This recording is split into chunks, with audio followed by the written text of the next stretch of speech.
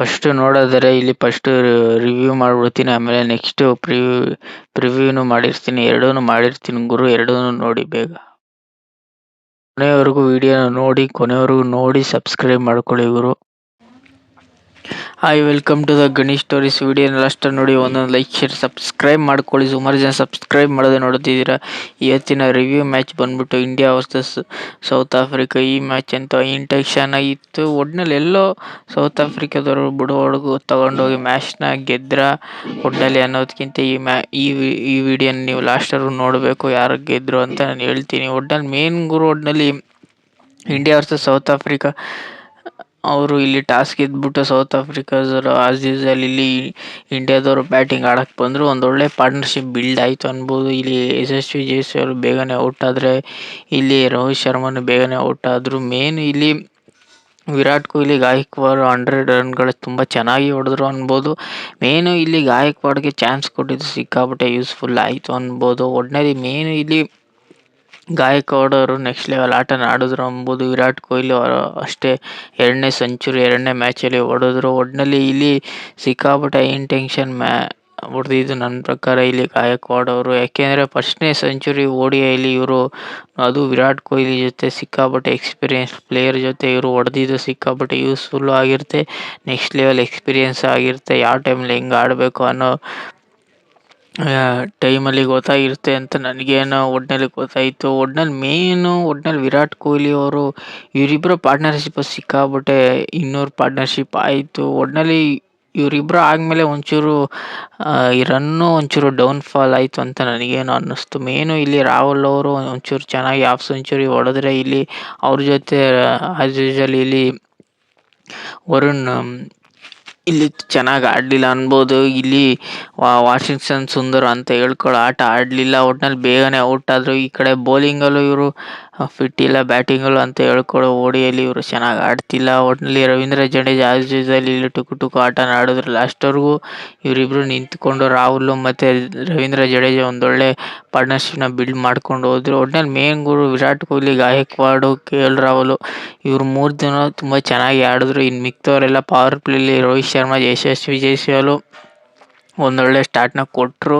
ಅದನ್ನು ಕಂಟಿನ್ಯೂ ಮಾಡ್ಕೋದ್ರು ಗಾಯಕ್ವಾಡ್, ವಿರಾಟ್ ಕೊಹ್ಲಿ, ರಾಹುಲ್ ಮತ್ತು cameo innings ಆಡಿದ ರವೀಂದ್ರ ಜಡೇಜಾ. ಒಟ್ಟಿನಲ್ಲಿ ಇಷ್ಟು ಸ್ಕೋರ್ ಹೊಡೆದ್ರು. ಒಟ್ಟಿನಲ್ಲಿ ನೆಕ್ಸ್ಟ್ ಲೆವೆಲ್ ಆಟ ಅನ್ನೋದಕ್ಕಿಂತ ಇಲ್ಲಿ ಇಂಡಿಯಾದವರು ಬ್ಯಾಟಿಂಗು ತುಂಬ ಚೆನ್ನಾಗಿ ಆಡ್ತವ್ರೆ. ಮೇನು ಇವರು ಹೇಳ್ಬಿಡ್ಬೇಕು, ನಾವು ಬ್ಯಾಟಿಂಗ್ ಆಡ್ತೀವಿ, ನಾವೇನು ಟಾಸ್ ಏನು ಹೆಂಗಿದ್ರು ಗೆಲ್ಲಲ್ಲ, ಎಲ್ಲ ಮ್ಯಾಚಲ್ಲೂ ನಾವು ಹೆಂಗಿದ್ರು ಟಾಸ್ ಗೆಲ್ಲಲ್ಲ ಬಿಡಿ, ನಾವು ಬ್ಯಾಟಿಂಗ್ ಆಡ್ತೀವಿ ಅನ್ಬೇಕು ಹೊರತು ಇವರು ಟಾಸ್ ಗೆಲ್ಲಕ್ಕೆ ಪ್ರಯತ್ನ ಕೂಡ ಮಾಡ್ತಿಲ್ಲ ಅನ್ಬೋದು. ಒಟ್ಟಿನಲ್ಲಿ ಇವರು ಮೇನು ಪವರ್ ಪ್ಲೇ ಕಳ್ಕೊಂಡಾಗ ಇವರು 1 ವಿಕೆಟ್ನ ಕಳ್ಕೊಂಡ್ರು. ಪವರ್ ಪ್ಲೇ ಮುಗಿದ್ಮೇಲೆ ಇಲ್ಲಿ ಮಿನಿಮಮ್ 2 ವಿಕೆಟ್ನ ಕಳ್ಕೊಂಡು, ಒಟ್ಟಿನಲ್ಲಿ ಮಿಡಲ್ ಆರ್ಡರ್ ಓಪನಿಂಗ್ ಒಂಚೂರು ತುಂಬ ಚೆನ್ನಾಗಿತ್ತು. ಲಾಸ್ಟಲ್ಲಂತೂ ಒಂಚೂರು ಕಡಿಮೆ ರನ್ ಆಯಿತು ಅಂತ ನನಗೇನು ಅನ್ನಿಸ್ತು. ಒಟ್ಟಿನಲ್ಲಿ ಮೇನು ಸೌತ್ ಆಫ್ರಿಕಾ ಬೌಲಿಂಗು ಒಂಚೂರು ವರ್ಸ್ಟ್ ಆಗಿತ್ತು ಅನ್ಬೋದು. ಯಾಕೆಂದರೆ ಇಲ್ಲಿ ಮಹಾರಾಜನ್ ಅವರು ಅಂತ ಹೇಳ್ಕೊಳ್ಳೋರನ್ನು ಹೊಡೆಸ್ಕೊಂಡ್ರು, ಸಿಕ್ಕಾಪಟ್ಟೆ 80 ರನ್ ಹೊಡೆಸ್ಕೊಂಡ್ರು. ಒಟ್ಟಿನಲ್ಲಿ ಇಲ್ಲಿ ಸೌತ್ ಆಫ್ರಿಕಾ ಬೌಲಿಂಗಲ್ಲಿ ಅಂತ ಹೇಳ್ಕೊಳ್ಳೋರನ್ನು ಹೊಡಿಲಿಲ್ಲ ಅನ್ಬೋದು. ಒಟ್ಟಿನಲ್ಲಿ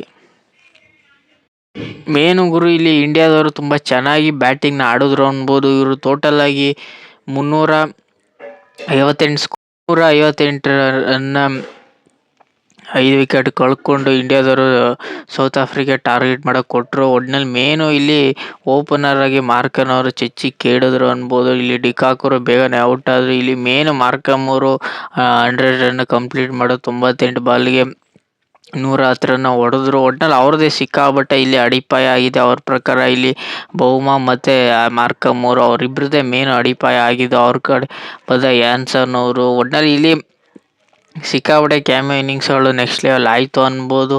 ಒಟ್ಟಿನಲ್ಲಿ ಮೇನು ಸೌತ್ ಆಫ್ರಿಕಾ ಒಟ್ಟಿನಲ್ಲಿ ಗೆಲ್ಲಕ್ಕೆ ಕಾರಣ ಅಂದರೆ ಇಲ್ಲಿ ಮಾರ್ಕಮ್ಮು ಮತ್ತು ಇಲ್ಲಿ ಬೌಮಾ ಅವರು, ಇವರಿಬ್ಬರು ಮೇನ್ ಪಾರ್ಟ್ನರ್ಶಿಪ್ ಅನ್ಬೋದು. ಯಾಕೆಂದರೆ ಇವರಿಬ್ಬರು ಪವರ್ ಪ್ಲೇ ಮುಗಿಯೋ ತನಕನೂ ಸಿಕ್ಕಾಪಟ್ಟೆ ಅಗ್ರೆಸಿವ್ನೆಸ್ನ ತೋರಿಸ್ರು ಅನ್ಬೋದು.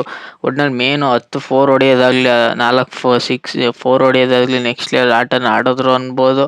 ಒಟ್ಟಿನಲ್ಲಿ ಅಲ್ಲೇ ಮ್ಯಾಚು ಇಂಡಿಯಾ ಕಡೆ ವಾಲ್ದಿದ್ದು ಸೌತ್ ಆಫ್ರಿಕಾ ಕಡೆ ವಾಲಕ್ಕೆ ಆಲ್ಮೋಸ್ಟ್ ಬಂದಿದ್ದೆ ಅಲ್ಲಿ ಅನ್ಬೋದು. ಒಟ್ಟಿನಲ್ಲಿ ಮೇನು ಕ್ರೂಷಿಯಲ್ 3 ವಿಕೆಟ್ ತಕ್ಕೊಟ್ರೂ ಇಲ್ಲಿ ಇಂಡಿಯಾದವರು ಪಾರ್ಟ್ನರ್ಶಿಪ್ನ ಹೊಡೆಯೋಕ್ಕೆ ಸಿಕ್ಕಾಪಟ್ಟೆ ಕಷ್ಟಪಟ್ಟರು ಅನ್ಬೋದು. ಯಾಕೆಂದರೆ ಇಲ್ಲಿ ಇಂಡಿಯಾ ಬೌಲಿಂಗ್ ನೋಡೋದಾದ್ರೆ ಒಟ್ನಲ್ಲಿ ಪ್ರಸಿದ್ಧ ಕೃಷ್ಣ ಒಟ್ನಲ್ಲಿ ಆಲ್ಮೋಸ್ಟ್ 90 ರನ್ ಓಡಿಸ್ಕೊಂಡ್ರು. 2 ಕ್ರೂಷಿಯಲ್ ವಿಕೆಟ್ ತಕ್ಕೊಂಡ್ರು. ಒಟ್ನಲ್ಲಿ ಲಾಸ್ಟ್ ಓವರಲ್ಲಂತೂ ಕೇಳಂಗೆಲ್ಲ ಸಿಕ್ಕಾಪಟ್ಟೆ ರನ್ ಓಡಿಸ್ಕೊಂಡ್ರು.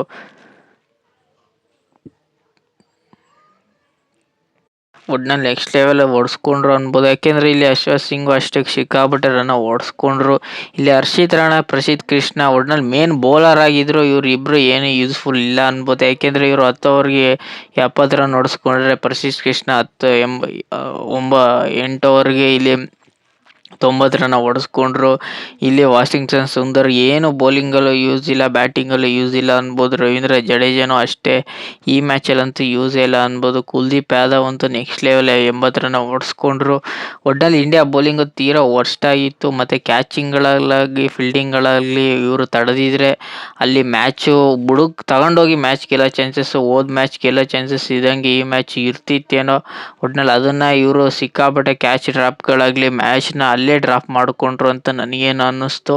ಒಟ್ನಲ್ಲಿ ಮೇನು ಮಿಡಲ್ ಆರ್ಡರ್ಗಳಲ್ಲಂತೂ ನೆಕ್ಸ್ಟ್ ಲೆವೆಲ್ಲು ಇವ್ರು ಆಟನ ಆಡಲಿಲ್ಲ ಅನ್ಬೋದು. ಯಾಕೆಂದರೆ ಇಂಡಿಯಾ ಫೀಲ್ಡಿಂಗು ತೀರಾ ವರ್ಸ್ಟಾಗಿ ಆಡಿದ್ರು ಅನ್ಬೋದು. ಯಾಕೆಂದರೆ ಇಲ್ಲಿ ಮೇನು ಹರ್ಷಿತ್ ರಾಣಾ, ಪ್ರಸಿದ್ಧ ಕೃಷ್ಣ ಇವರಿಬ್ಬರೇ ಮೇನ್ ಬೌಲರ್ ಆಗಿ ಇವರಿಬ್ಬರು ಚೆನ್ನಾಗಿ ಆಡಲಿಲ್ಲ ಅಂದರೆ ಇನ್ನು ಮಿಕ್ತವ್ರು ಏನು ಆಡ್ತಾರೆ ಅಂತ ನನಗೇನು ಅನ್ನಿಸ್ತು. ಮೇನು ಡೀಸೆಂಟಾಗಿ ಚೆನ್ನಾಗಿ ಆಡಿದೆ ಅಂದರೆ ಇಲ್ಲಿ ಅಶ್ವಥ್ ಸಿಂಗ್ 2 ಕ್ರೂಷಿಯಲ್ ವಿಕೆಟ್ನ ತಕ್ಕೊಂಡು ಮ್ಯಾಚ್ನ ಟರ್ನ್ ಓವರ್ ಮಾಡಿದ್ರು.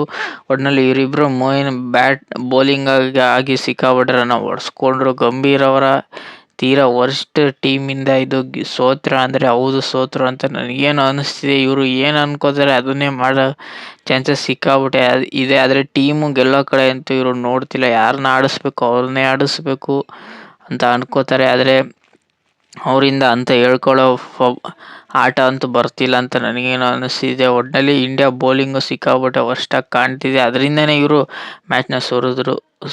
ಒಟ್ಟಿನಲ್ಲಿ ಬ್ಯಾಟಿಂಗ್ ಕಡೆ ತುಂಬ ಚೆನ್ನಾಗಿದೆ ಇಂಡಿಯಾ, ಬೌಲಿಂಗ್ ಕಡೆ ಸಿಕ್ಕಾಪಟ್ಟೆ ವರ್ಸ್ಟಾಗಿ ಕಾಣ್ತಿದೆ. ಒಟ್ಟಿನಲ್ಲಿ ಇವರು ಹರ್ಷಿತ್ ರಾಣಾನ ಸಿಕ್ಕಾಪಟ್ಟೆ ಮ್ಯಾಚ್ಗಳಲ್ಲಿ ಚಾನ್ಸ್ ಕೊಟ್ಟರು. ಅವರು ಪ್ರೂವ್ ಮಾಡ್ಕೊಡೋದು ಇಲ್ಲ, ಮಾಡ್ಕೊಳ್ಳೋಕೆ ಚಾನ್ಸು ಕೊಟ್ಟರು ಅಂತ ಪ್ರೂವ್ ಮಾಡ್ಕೊಳ್ಳೋಕೆ ಚಾನ್ಸ್ ಇಲ್ಲ ಅಂತ ನನಗೇನು ಅನ್ನಿಸ್ತಿದೆ. ಆದರೂ ಇವರು ಎಷ್ಟೇ ಸೋತರು ಹರ್ಷಿತ್ ರಾಣಾನ ಬಿಟ್ಕೊಡೋದು ಒಟ್ಟಿನಲ್ಲಿ ಡೌಟ್ ಅಂತ ನನಗೇನು ಅನ್ನಿಸ್ತಿದೆ. ಒಟ್ಟಿನಲ್ಲಿ ವಾಷಿಂಗ್ಟನ್ ಸುಂದರ್ ಅಷ್ಟೇ ಇವರು T20 ಚೆನ್ನಾಗಿ ಆಡ್ತಾರೆ, ODIಯಲ್ಲಿ ಅಷ್ಟಕ್ಕಷ್ಟೇ ಅಂತ ನನಗೇನು ಅನ್ನಿಸ್ತಿದೆ. ಒಟ್ಟಿನಲ್ಲಿ ನೆಕ್ಸ್ಟ್ ಮ್ಯಾಚ್ ಇವರು ಒಟ್ಟಿನಲ್ಲಿ ಟೀಮ್ನ ಚೇಂಜ್ ಮಾಡ್ಕೊಂಡು ಬರೋ ಚಾನ್ಸಸ್ ಸಿಕ್ಕಾಪಟ್ಟೆ ಇದೆ. ಒಟ್ಟಿನಲ್ಲಿ ಇಂಡಿಯಾ ವರ್ಸಸ್ ಸೌತ್ ಆಫ್ರಿಕಾದಲ್ಲಿ ಯಾರಪ್ಪ ಗೆದ್ದರು ಅಂದರೆ ಸೌತ್ ಆಫ್ರಿಕಾದವರು 4 ವಿಕೆಟ್ಗಳ ಭರ್ಜರಿ ಜಯ. ಒಟ್ಟಿನಲ್ಲಿ ಲಾಸ್ಟ್ ಓವರ್ ತಗೊಂಡೋಗಿ ಬುಡಕ್ಕೆ ಮ್ಯಾಚ್ನ ತಗೊಂಡೋಗಿ ಒಟ್ಟಿನಲ್ಲಿ ಬೇಗನೆ ಮ್ಯಾಚ್ನ ಗೆಲ್ಲಿಲ್ಲ. ಒಟ್ಟಿನಲ್ಲಿ ಬುಡಕ್ಕೆ ತಗೊಂಡೋಗಿ ಮ್ಯಾಚ್ನ ಗೆದ್ದರು ಅನ್ಬೋದು. ಒಟ್ಟಿನಲ್ಲಿ ಮೇನು 3 ವಿಕೆಟ್ ಆಗೋ ತನಕನೂ ಇಲ್ಲಿ ಚೆನ್ನಾಗಿ 3 ವಿಕೆಟ್ ಬೀಳ್ತು. 3 ವಿಕೆಟ್ ಆದಮೇಲೆ ವಿಕೆಟ್ ಬಿದ್ದಿದ್ದೆಲ್ಲಪ್ಪ ಅಂದರೆ ಒಟ್ಟಿನಲ್ಲಿ ಇಂಡಿಯಾದವರು 3 ವಿಕೆಟ್ ಬೀಳೋದು ಇಲ್ಲಿ 40 ಓವರ್ಗೆ ಮಿನಿಮಮ್ ಇವರು 10 ಓವರ್ ಪಾರ್ಟ್ನರ್ಶಿಪ್ನ ಮಾಡಿಕೊಂಡು ಒಟ್ಟಿನಲ್ಲಿ ನೆಕ್ಸ್ಟ್ ಲೆವೆಲ್ ಆಟನ ಆಡಿದ್ರು. ಅಲ್ಲೇ ಮ್ಯಾಚ್ ಆಲ್ಮೋಸ್ಟ್ ಟರ್ನ್ ಓವರ್ ಆಗಿದೆ ಅಲ್ಲಿ ಅನ್ಬೋದು. ಅಲ್ಲಿಂದ ಆದಮೇಲೆ ಎಲ್ಲ ಟಕ ಅಂತ ಔಟ್ ಆದರೂ ಏನು ಮ್ಯಾಟ್ರ್ ಆಗ್ತಿರ್ಲಿಲ್ಲ. ಏಕೆಂದರೆ ಸೌತ್ ಆಫ್ರಿಕಾದವರು ಮಿನಿಮಮ್ 8 ಬ್ಯಾಟ್ಸ್ಮನ್ ಇದ್ದರು. ಅದರಿಂದ ಬೇಗನೆ ಹೊಡೆದ್ರು ಅನ್ಬೋದು. ಲಾಸ್ಟ್ ಓವರಲ್ಲಿ ಸಿಕ್ಕಾಪಟ್ಟೆ ಅಗ್ರೆಸಿವ್ನೆಸ್ನ ತೋರಿಸಿ ಸೌತ್ ಆಫ್ರಿಕಾದವರು ಒಟ್ಟಿನಲ್ಲಿ ಸೌತ್ ಆಫ್ರಿಕಾ ವರ್ಸಸ್ ಇಂಡಿಯಾದಲ್ಲಿ ಸೌತ್ ಆಫ್ರಿಕಾದವರು ಗೆದ್ದರು ಗುರು. ಒಟ್ಟಿನಲ್ಲಿ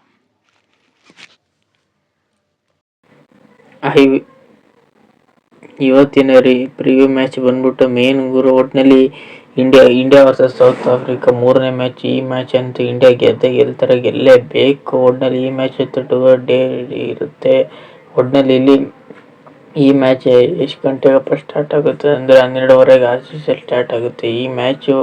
ಒಟ್ಟಿನಲ್ಲಿ ಇಲ್ಲಿ ಹೈ ಸ್ಕೋರ್ ಸಿಕ್ಕಾಪಟ್ಟೆ ಇರುತ್ತೆ ಅನ್ಬೋದು. ಹೈ ಸ್ಕೋರ್ ಮ್ಯಾಚ್ ಚಿಪ್ ಇರುತ್ತೆ. ಒಟ್ಟಿನಲ್ಲಿ ಇಲ್ಲಿ ಮೇನು ಸಿಕ್ಕಾಪಟ್ಟೆ ಬೌಲಿಂಗ್ಗೆ ಒಂಚೂರು ಯೂಸ್ಫುಲ್ ಇರುತ್ತೆ ಅನ್ಬೋದು. ಒಟ್ಟಿನಲ್ಲಿ ಬ್ಯಾಟಿಂಗ್ ಫ್ರೆಂಡ್ಲಿ ಇರುತ್ತೆ, ಒಟ್ಟಿನಲ್ಲಿ ಬೌಲಿಂಗ್ ಫ್ರೆಂಡ್ಲಿ ಇರುತ್ತೆ. ಒಟ್ಟಿನಲ್ಲಿ ಮೇನು ಇಲ್ಲಿ ಹೈ ಸ್ಕೋರ್ ಚಾನ್ಸಸ್ ಆಗೋ ಚಾನ್ಸಸ್ ಸಿಕ್ಕಾಪಟ್ಟೆ ಇದ್ದೇ ಇರುತ್ತೆ. ಇಲ್ಲಿ ಟಾಸ್ ಗೆದ್ರೆ ಸೌತ್ ಆಫ್ರಿಕಾದವರು ಬೌಲಿಂಗ್ ಆಯ್ಕೆ ಮಾಡ್ಕೋತಾರೆ, ಬ್ಯಾಟಿಂಗ್ ಆಯ್ಕೆ ಮಾಡ್ಕೊಳ್ಳೋ ಡೌಟು. ಒಟ್ಟಿನಲ್ಲಿ ಮೇನು ಸೌತ್ ಆಫ್ರಿಕಾದವರು ಈ ಸೀರೀಸ್ನಾಗ ಎಲ್ಲ ಚಾನ್ಸಸ್ ಸಿಕ್ಕಾಪಟ್ಟೆ ಇದ್ದರೆ ಇರುತ್ತೆ.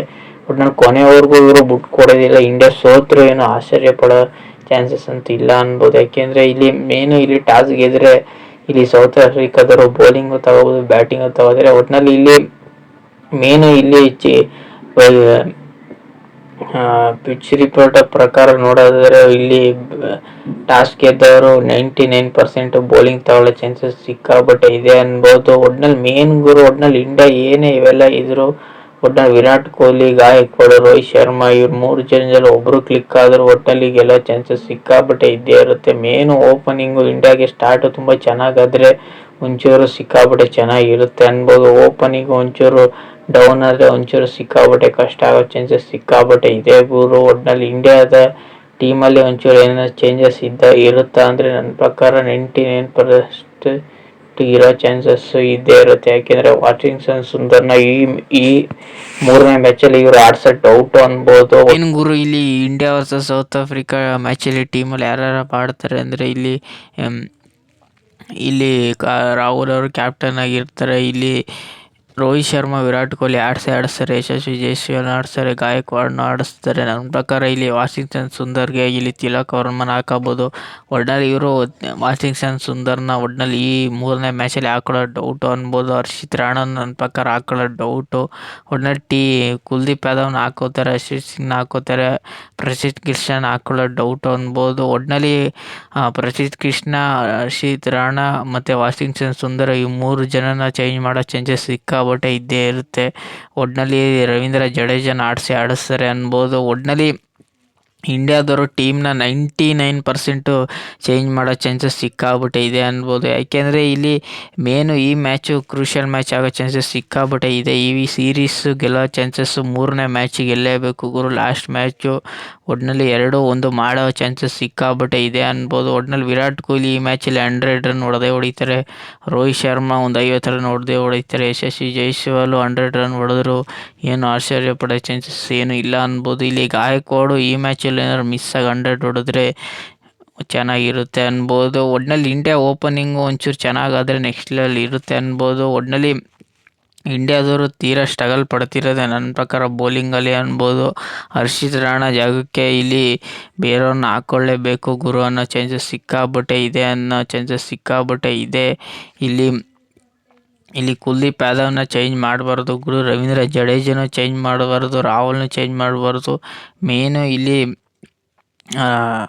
ವಾಷಿಂಗ್ಟನ್ ಸುಂದರ್ನ ಚೇಂಜ್ ಮಾಡಬೇಕು. ಅವ್ರ ಜಾಗಕ್ಕೆ ಇವರು ಬೇರೆ ಯಾರನ್ನಾರು ಹಾಕೋಬೋದು. ಒಟ್ನಲ್ಲಿ main India versus south Africa head start ನೋಡೋದಾದರೆ ಇಲ್ಲಿ 94 ಮ್ಯಾಚಲ್ಲಿ ಇಂಡಿಯಾದವರು 40 ಮ್ಯಾಚ್ ಗೆದ್ದಿದ್ದರೆ ಸೌತ್ ಆಫ್ರಿಕಾದವರು 51 ಮ್ಯಾಚ್ನ ಗೆದ್ದವರೆ. ಒಟ್ನಲ್ಲಿ ಈಗ ನಡೆದಿರೋ ODI ಮ್ಯಾಚ್ಗಳು ನೋಡೋದಾದರೆ ಒಟ್ನಲ್ಲಿ ಇಂಡಿಯಾದವರು ಒಂಚೂರು ಲೋ ಆಗಿದೆ ಅನ್ಬೋದು. ಹೋದ 2ನೇ ಮ್ಯಾಚ್ನ ಗೆದ್ದಿದ್ದಾರೆ, 1ನೇ ಮ್ಯಾಚ್ನ ಇಂಡಿಯಾದವ್ರು ಗೆದ್ದಿದ್ದಾರೆ. ಟೈ ಆಗಿದೆ ಈ ಸೀರೀಸ್ ಅಂತ. ಟೈ ಆಗುತ್ತಾ ಇಲ್ಲ ಇಂಡಿಯಾದವ್ರು ಗೆಲ್ತಾರ ಇಲ್ಲ ಒಂಚೂರು ಸೌತ್ ಆಫ್ರಿಕಾಗೆ ಗೆಲ್ತಾರ ಅಂತ ಒಟ್ನಲ್ಲಿ ಚೆನ್ನಾಗಿರುತ್ತೆ ಅನ್ಬೋದು. ಒಟ್ನಲ್ಲಿ ಇಂಡಿಯಾ ವರ್ಸಸ್ ಸೌತ್ ಆಫ್ರಿಕಾದಲ್ಲಿ ನನ್ನ ಪ್ರಕಾರ ಬುಡಕ್ಕೆ ತಗೊಂಡೋಗಿ ಒಟ್ನಲ್ಲಿ ವಹಿಸ್ಕೋಬೇಕಷ್ಟೆ. ಮೇನು ಗುರು, ಇಲ್ಲಿ ಇಂಡಿಯಾ ವರ್ಸಸ್ ಸೌತ್ ಆಫ್ರಿಕಾದವರು ಅಷ್ಟು ಈಸಿಯಾಗಿ ಬಿಟ್ಟು ಕೊಡೋದಿಲ್ಲ, ಗೆಲ್ಲಕ್ಕೆ ನೋಡ್ತಿರ್ತಾರೆ. ಅದಕ್ಕೆ ಇವ್ರನ್ನ ಜೋಕರ್ ಅನ್ನೋದು. ಒಟ್ನಲ್ಲಿ ಬುಡಕ್ಕೆ ತಗೊಂಡೋಗಿ ಇಂಡಿಯಾದವರು ಲಾಸ್ಟ್ವರೆಗೂ ತಗೊಂಡೋಗೋ ಚಾನ್ಸಸ್ ಸಿಕ್ಕಾಪಟ್ಟೆ ಟಕ್ಕರ್ ಅಂತ ಕೊಡ್ತಾರೆ. ಯಾಕೆಂದರೆ ಸೌತ್ ಆಫ್ರಿಕಾದಲ್ಲಿ 8 ಜನ ಬ್ಯಾಟ್ಸ್ಮನ್ಗಳು ಅವರೇ, 4 ಜನ ಆಲ್ರೌಂಡರ್ ಆದರೆ ಇನ್ನು ಮಿಕ್ತವರೆಲ್ಲ 3 ಜನ ಬ್ಯಾಟ್ಸ್ಮ್ಯಾನು, 4 ಜನ ಆಲ್ರೌಂಡರ್ ಇದ್ದಾರೆ. ಅದಕ್ಕೆ ಅವರು ಸಿಕ್ಕಾಪಟ್ಟೆ ಟೀಮ್ ಸ್ಟ್ರೆಂಟಾಗಿ ಕಾಣ್ತಿದೆ. ಒಟ್ನಲ್ಲಿ ಸೌತ್ ಆಫ್ರಿಕಾದವರು ಕೊನೆವರೆಗೂ ತಗೊಂಡೋಗಿ ಮ್ಯಾಚ್ ಗೆಲ್ಲೋ ಚಾನ್ಸಸ್ ಸಿಕ್ಕಾಪಟ್ಟೆ ಇದೆ. ಇಂಡಿಯಾ ಸೋಲೋ ಚಾನ್ಸಸ್ ಸಿಕ್ಕಾಪಟ್ಟೆ ಇದ್ದೇ ಇರುತ್ತೆ. ಒಟ್ನಲ್ಲಿ ಫಸ್ಟ್ನೇ ವಿಡಿಯೋ ರಿವ್ಯೂ ಮ್ಯಾಚ್ ಮಾಡಿದ್ದೀನಿ ಇಂಡಿಯಾ ವರ್ಸಸ್ ಸೌತ್ ಆಫ್ರಿಕಾದಲ್ಲಿ. ಸೌತ್ ಆಫ್ರಿಕಾದವ್ರು ಗೆದ್ದರು. ಈಗ ಪ್ರಿವ್ಯೂ ಮ್ಯಾಚ್ ಮಾಡಿದ್ದೀನಿ. ಈ ಪ್ರಿವ್ಯೂ ಎರಡು ಇಷ್ಟ ಆಗಿದ್ದರೆ ಲೈಕ್, ಶೇರ್, ಸಬ್ಸ್ಕ್ರೈಬ್ ಮಾಡ್ಕೊಳ್ಳಿ. ಸುಮಾರು ಜನ ಸಬ್ಸ್ಕ್ರೈಬ್ ಮಾಡದೆ ನೋಡುತ್ತಿರೋ ಗುರು, ಬೇಗ ಸಬ್ಸ್ಕ್ರೈಬ್ ಮಾಡ್ಕೊಳ್ಳಿ. 1000 ಸಬ್ಸ್ಕ್ರೈಬ್ ಬೇಗ ಕಂಪ್ಲೀಟ್ ಮಾಡಿ.